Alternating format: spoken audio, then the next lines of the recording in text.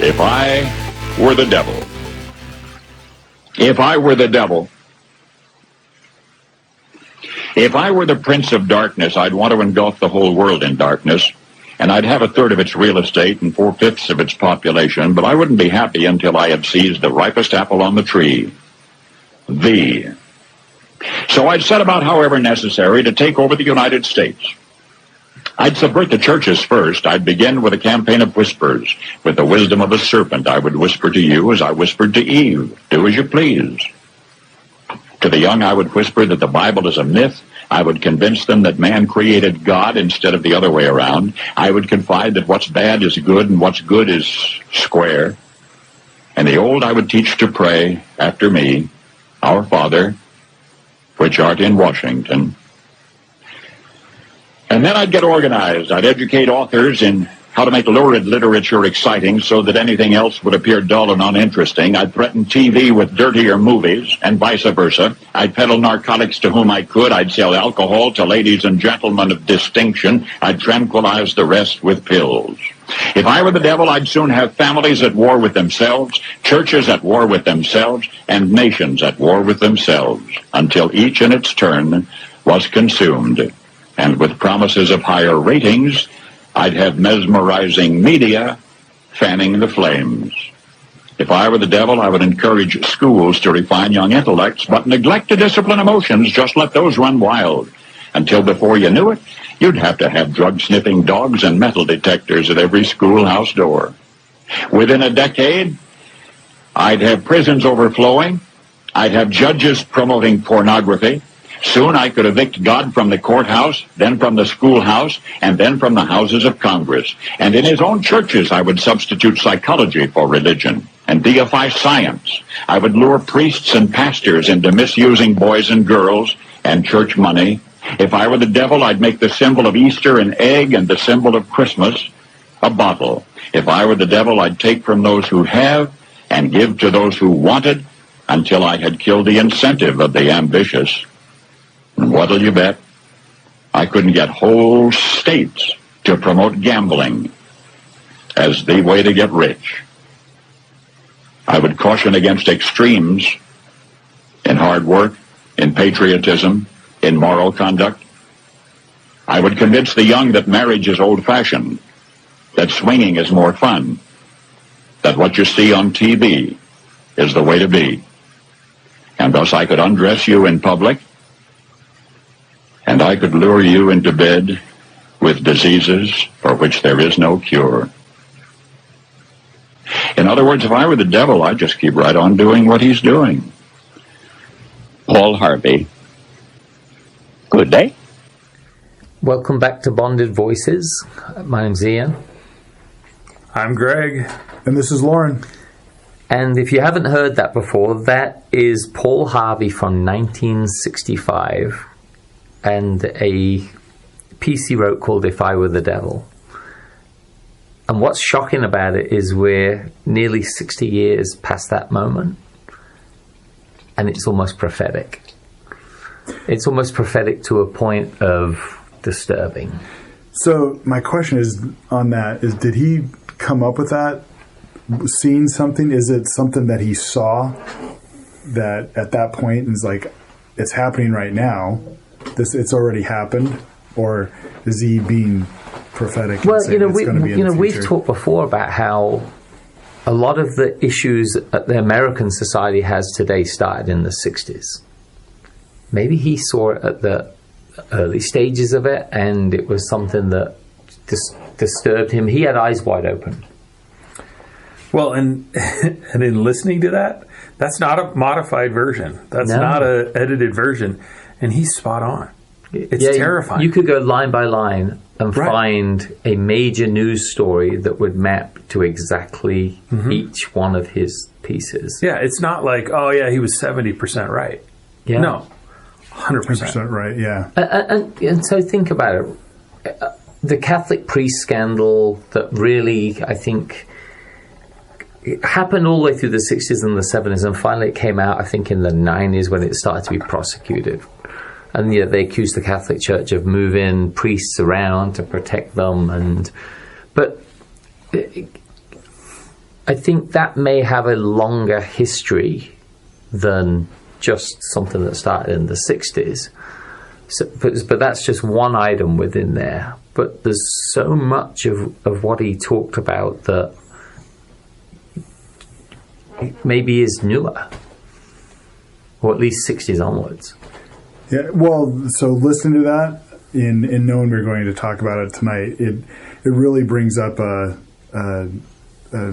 video I'd seen in the past about a KGB agent called Yuri Bezmenov, and it follows this basic premise of it's not the James Bond KGB agents, it's more of a we'll sit down and we'll become your educators and we will start changing society and making it, I don't want to say worse, but we're changing your society from what it was to what we want it to be. But that was the KGB plot, correct? Yes. They actually hedged that and mapped it all out, and the guy who flipped from the KGB to us actually said, this is what they're going to do to you. Yeah, it was there was 4 or 5 stages in this whole process, and the first stage was get you to, the educators, and then it would go after the educators would then go on to the next stage and hit all these, change society from that aspect. It wasn't James Bond running through the streets and stealing some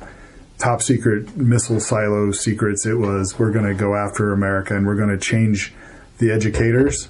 And, they said it started in the 60s. So by the time the mid 70s happened, all the educators were already indoctrinated into one philosophical, path. Yeah. So what was the, just time frame wise, for that agent Yuri, what was the time frame that he went public, defected from Russia? And defected, I believe, in 1970. So the plot was hatched by the KGB in either the 50s or the 60s to do this. And he was an active agent during the 60s. Well, think about it. My son was just studying communism and Karl Marx at school. I think a lot of people think Karl Marx was part of the Russian communist revolution, right? But Karl Marx was a German philosopher in the mid-1800s. It was his philosophy that nearly 70 years later sparked world change with communism that probably counts for the death of 100 million people plus. But to stay on topic, we picked this one because it's so prophetic and brilliant, but also to get people thinking along the lines of, and Greg, I'm going to ask you this question first. Paul asked if I were the devil, what would he keep doing? And Paul Harvey said he'd just keep doing what he's doing in the things he's described. But think of it about it from, and this is the best place we can protect. It's hard to protect the macro, but your micro world, your family, your immediate surroundings. If I were the devil, what would he be doing to destroy your world? So I think the significant effort to cause judgment and diversions from your neighbors, and what I mean by that is specifically social media, it drives so much fear and doubt for anybody that is looking for that as an avenue. So comparing my life to somebody else's based on their feed on social media causes me to doubt who I am. And then if I'm doubting who I am, then I'm looking for someone to help me in this situation. And now I'm going to start looking towards those that appear to be ultra successful, which, what are we basing success on? Is it a picture of they're standing in front of their new automobile? Is that success? Is that value? Is that what I value as a parent for my kids? Or they went on this wonderful ski trip. They went on all these different things, and it really undermines. We've talked about this earlier on a different podcast, putting the phone down for a couple of hours. And that, I think, is the most important thing that I can urge as a parent to reconnect with my kids. And we live a crazy busy life, but to the point of, if I were the devil, I would continue this push of separating people and constantly judging each other because they will never find common ground. Yeah, They will always be competition. Yeah, interesting. Early driving, there was a news story on about, and I just turned it on and just came to this exact part, talking about what you're talking about with social media, where the clips you see of people isn't a cross section of their world.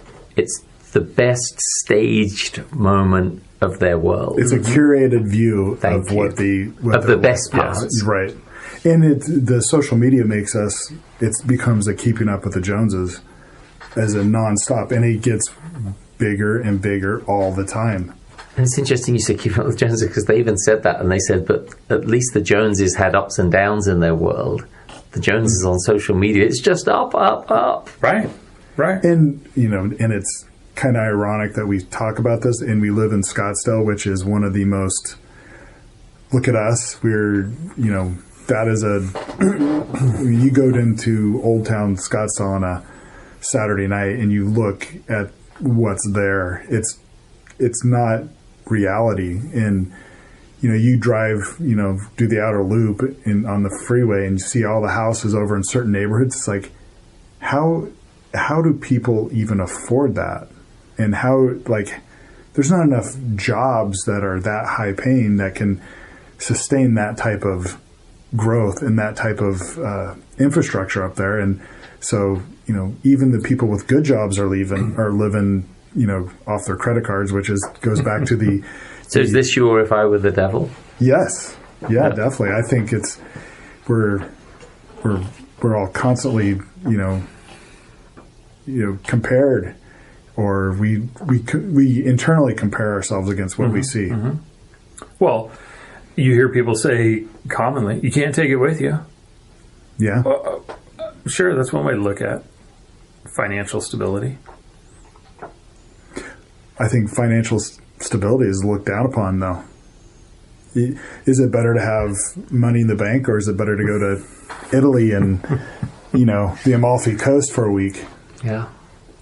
Well, the money in the bank doesn't give you the opportunity to speak with a fun accent at happy hour. True. About how cool you are. But it doesn't get you likes on your social media. Well, no, it's only a fun accent if you're in a place where your accent isn't the accent of the place you're in. Then it becomes a fun accent. Spoken from the gentleman with the accent. Yeah. So let's ask you the question, Ian. So I've been thinking about this, and I don't think Paul Harvey actually covered this. And for me, that If I Were the Devil, and this is for any ladies listening, and for men as well, because I think what I'm going to go through affected both in a huge way society for men and women. I think it started with technology, but then was amplified with the sex tapes of Pamela Anderson and Paris Hilton. Two very affluent people who all of a sudden became, do-it-yourself porn stars. That became accepted. That became like, well, aren't we all doing it? And then you had OJ and the Kardashians. And then you had this culture of, I want to be a Kardashian. Girls with a body count, girls with piercings, tattoos, loose lifestyles, morals were to be frowned upon. They didn't need men. And before you knew it, too many girls wanted to be them. And I think that has led to a huge breakdown. And the saddest part is I think we're seeing a much larger than ever 40-plus-year-old single women who are lonely and are giving up hope on what the future could hold for them. And they hold on to this, I'm independent, I'm independent, I'm independent. But they're still alone. Yeah, that's definitely an interesting topic. But my mind went to, is there also a significant amount of 40-year-old men that would love to be in a relationship and have, because the numbers are out of balance, because of the Kardashian effect, whatever we want to refer to this as. So has that skewed the pendulum, is the balance no longer balanced? Because throughout time, there will be people that find others, there will be people that don't. And so there's certain things in nature that hold true, and they're unfair. And one of them is that as men get older, they become more financially stable, they become more sensible, and they become more attractive to women. The way a lot of men look at women, it's 18 through maybe 30 is the years when women have their highest value to men. And I know it's controversial to say, but at the same time, you ask any guy who's in his 40s, do you want to date a 25-year-old or do you want to date a 40-year-old? I think 9 times out of 10, they're going to want to date the 25-year-old. As well, because of the fact of if they want to have a family, if they have the 25-year-old's much more capable of producing more children for them if that's what changes in their world. Mm. And I think that men also have that situation where, and it's still wrong with men to have that huge body count, but most men who have that huge body count would not want to then marry another woman with a huge body count. They want it to be a situation where, and it's unfair. Like as I said, it's unfair. It's something just that's inbuilt into society that they want to have that. So it's definitely, if you look at the stats on Americans with American fatherless homes, we're one of the world leaders in that. Like other countries that we look down on as Americans have much better family structures. Mm-hmm. They may not be as rich a country as we are, or as much debt as we are. Maybe that's another one of this. If I were the devil, you put us $33 trillion in debt, and let's not talk about it, right? So I think those things eventually have consequences. And I know a certain amount of women who are in their 40s and their 50s, and they're alone and lonely. They don't want independence when they're 40s and their 50s. They want a companion. Yeah, I was talking to someone that's in the dating pool in their 50s, and they said they were looking on Tinder, and their options, it was a lady, when she was in her 50s, and she said the options are absolutely scary. Right. Yeah. There's not the pool of people that you think, oh, I'm going to just do this. And you think about it, if you're a 50-year-old man, you can date women from 25 through 60. If you're a 50-year-old woman, now you're looking at men who are maybe 75 through 50. So it's flipped. We're dating younger. They're having to date older. Mm-hmm. And that's doesn't. But moving on from this one, Greg, one more. Let's one more from each of us on If I Were the Devil. It's the tiny little. It's all of the blind following of not validating for yourself. It's the. And I know social media, I mentioned that earlier, but so many people seek out information from the loudest voices rather than asking the secondary question, and why. The term that we've all heard, follow the money. Yeah. Of why is this particular company sponsoring this thing? Why does this organization come up when we're talking about this topic? Digging deeper, because there is so much manipulation of human capital and mindset, and so many people that blindly follow. When you ask them, what do you find important? And let's talk about voting history. Let's talk about, something where you have to make a decision and you check the box one way or the other. And then you ask the person, well, what do you believe in? What are your viewpoints, your thoughts? And it's counterintuitive to who you voted for. Right. I would say that I just want to jump in here, that whole, it's almost like a nationalism, but on a political spectrum. So it's, party X and party Y. We know what they are, but you get so caught up and you just blindly follow, and you just become another. I don't care what it is. I just follow the party and just check every box that I can. And I did my due diligence, or my duty for the party. What's that called? Like mass formation psychology or something, where they're locked into that one way of thinking. And I think that our society has been broken down into, you're either on this side who thinks they're on the good side, or on this other side who thinks they're on the good side. Right. And there's no meeting in the middle anymore. No. There's no center anymore. It's just, well, maybe there is, and it's just all we're being, going back to if I was the devil, following the talking heads in the boxes, saying this is how you should think, and people go, okay, this is the way I should think. Well, and I want to believe that the real majority of people, that there's actually a center group of people in our country that share common values that aren't represented in the media sources. And so my hope for them is continue to ask those questions, continue to ask the whys, the next question on the list, instead of you just received the answer, you didn't ask the second or third level question. Because there's so much manipulation, and I think, quite honestly, if I were the devil, that's exactly what I would do, is I would speak so loud, I would wear the right colors, I would make sure that my advertising was perfect, and theoretically reached out to people so that they didn't ask me the why. Right. See, for me, and maybe my last one, and as I'm sitting here thinking, many come to mind, but is the difference between traditions that we've elevated. And if I was the devil, I would elevate traditions that mean nothing, like National Donut Day, right?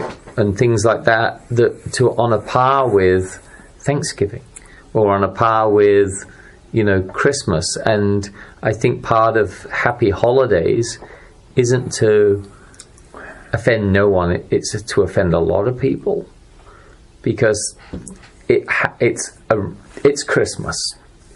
And the idea for happy holidays is you've now just, again, eroded the majority's holiday to placate the minority, and that becomes the tyranny of the minority situation.